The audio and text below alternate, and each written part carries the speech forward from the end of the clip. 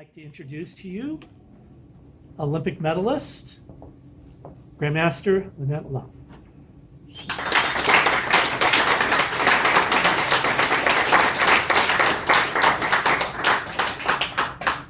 Well, the mic's not working, so I won't use it. But first of all, I'm really glad to be here to see all the faces that I trained with or that we somehow connected through. It's been quite a while.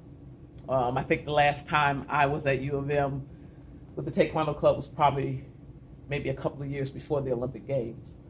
But I want to say that it's been a long journey, but it's been worth it because I would not have thought then that I would still be here and that U of M Taekwondo Club would still be here. I mean, the gift of knowing that I've been a part of something this big is truly amazing.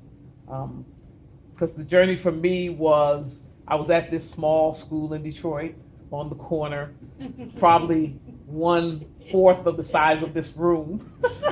When you walk in, probably 2 feet, you're on the floor. And when I started, I think I had played basketball and my knees were kind of not working anymore. So the fact that I ended up in a martial arts school, which, most people would have just said, I'm not doing anything. But I knew I had to do something to keep in shape. So for me, it was, I saw the door open, I saw people doing things I couldn't possibly do.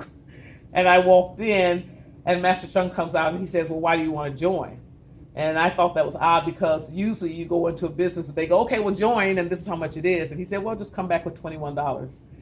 So I came back, I did join. There were very few women then. I think the women's dressing room was the bathroom. And then the men had a bathroom and a dressing room. And when I started, I had no idea what I was doing. I mean, it was just, I didn't even know what, I just figured I'd just challenge myself. And when I started training, I started falling in love with sparring. I think Master Chung, when he saw my height, he just figured, look, she won't get hurt, so let her try it. Nobody else is sparring, it's okay. And I fell in love with sparring because what changed the whole trajectory of my life was I was supposed to bring 3 students to a tournament in Dayton, Ohio, which I found out later was the Nationals. That morning when I called them, because I had a car and they didn't, they gave me all kinds of excuses. One said he broke his leg, the other one said his mother wouldn't let him go, and I'm like, oh my goodness. So I figured, well, let me drive up there and at least tell him that it wasn't my fault.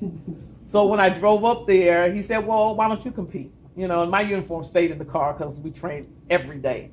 So I started competing in the first competition or the first match I won. And the next thing I know, Master Chung had me running around the whole gym. Just keep running till the next match.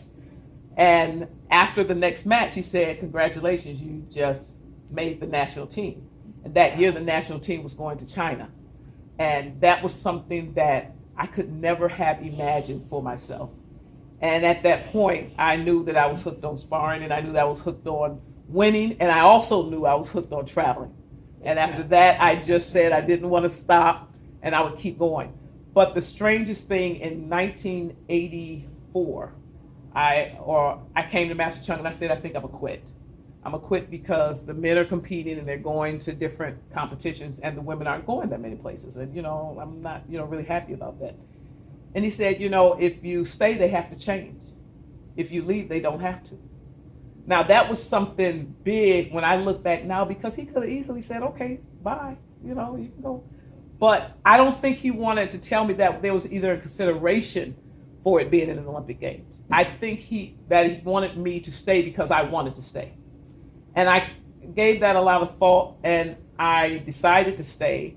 1984, when the Olympics were going on in LA, I remember sitting in front of this small TV screen in my mother's kitchen and, saying, I think it was Edwin Moses that had just won a gold medal. And I was, I had tears coming down, and I said, I wish Taekwondo was an Olympic sport, but it's not. So, that's not going to happen. The next year, that's when Master Chung said that Taekwondo was going to be in the Olympic Games. And it just, let me know that dreams do come true, that there are things that you have no idea that if you keep on that journey, that what you actually are building is something that hasn't even existed yet.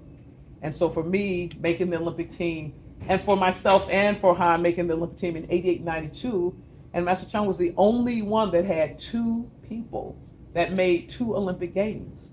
So it was, it's been an amazing journey, and it's just been something that I could never have imagined. And I'm so grateful I'm here, and I'm grateful because this lineage just continues, and you just never know what can come of it.